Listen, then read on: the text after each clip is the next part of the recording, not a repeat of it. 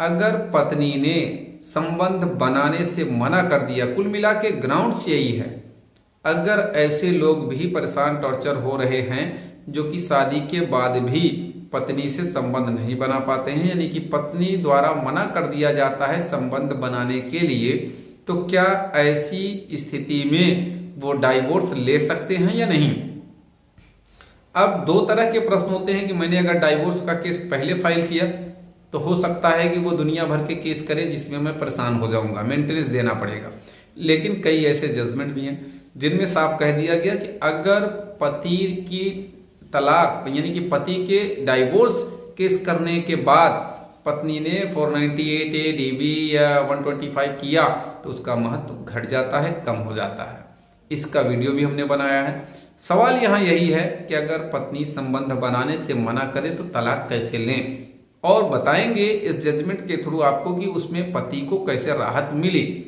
यहाँ पे कुछ लोग ऐसे धमकी भी देती हैं कि अगर तुम संबंध बनाने की कोशिश करोगे तो मैं नस काट लूंगी, यानी कि अपने आप को खत्म करने की बात करते हैं। तो भाई पति क्या करेगा, ये अपराध तो करेगा नहीं भैया नस काट लो या जबरदस्ती संबंध बनाएगा, ऐसा नहीं करेगा। तो ऐसी स्थिति में दोनों के बीच मनमुटाव शुरू होता है, पति पत्नी में विवाद शुरू हो जाता है।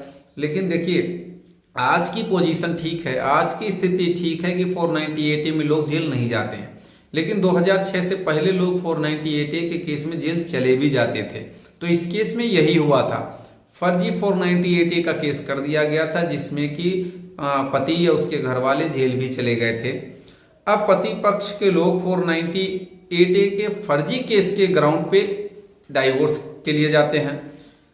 शादी के बाद से विवाद शुरू हो गया, पत्नी ने FIR दर्ज करा दिया। ये 2006 का मामला भी था। उस समय लोग, जैसा कि मैंने बताया कि आप उसमें जेल चले भी जाते थे।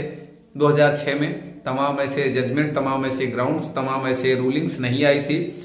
अब पति ने डाइवोर्स फाइल किया संबंध न बनाने के ग्राउंड्स पे, यानी कि कुल मिला के पति ने डाइवोर्स इसलिए फाइल किया क्योंकि भाई उसका जब संबंध ही नहीं है, पति पत्नी का संबंध नहीं है, संबंध बनाने से वो मना कर देती है, तो ये कहीं ना कहीं मेंटल क्रुएल्टी की श्रेणी में आता है और उसे डाइवोर्स मिलना चाहिए।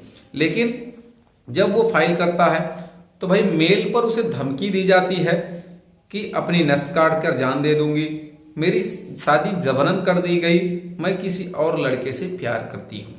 ये मेल पर उसे धमकी मिलती है। झूठे 498A के केस में लोग जेल चले जाते हैं, पति पक्ष के लोग।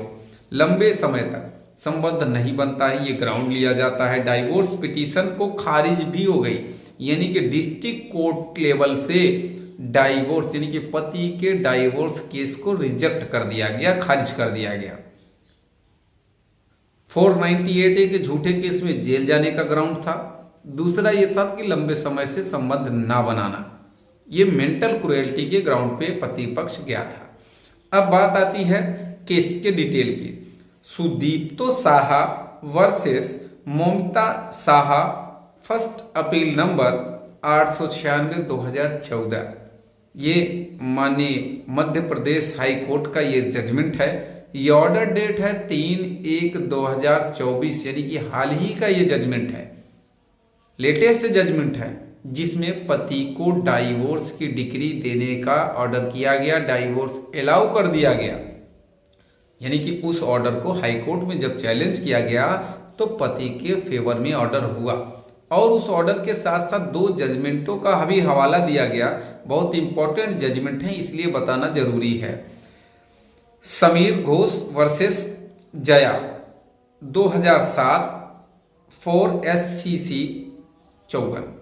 लंबे समय तक संबंध न बनाना ये मेंटल क्रुएल्टी को माना जाता है। इस जजमेंट में माननीय सर्वोच्च न्यायालय ने मेंटल क्रुएल्टी को प्रूव किया था कि अगर कोई महिला लंबे समय तक संबंध न बनाए तो वो मेंटल क्रुएल्टी में आएगा। तो इस केस का भी हवाला दिया गया।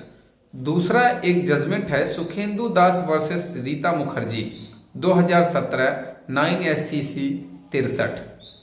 इस केस में ये बताया गया था कि अगर केस करके पत्नी और खुद गायब हो जाए तो ये भी एक क्रूरता होती है। भाई तुमने केस किया और गायब हो गई, ये अक्सर कई लोगों के सवालों का ये उत्तर भी हो गया, जवाब भी हो गया। तो कुल मिला के कहने का मतलब ये कि अगर पत्नी द्वारा लंबे समय से आपसे संबंध ना बनाया जाए तो ये मेंटल क्रुएल्टी प्रूफ होती है। इसका फायदा आप डाइवोर्स केस में ले सकते हैं।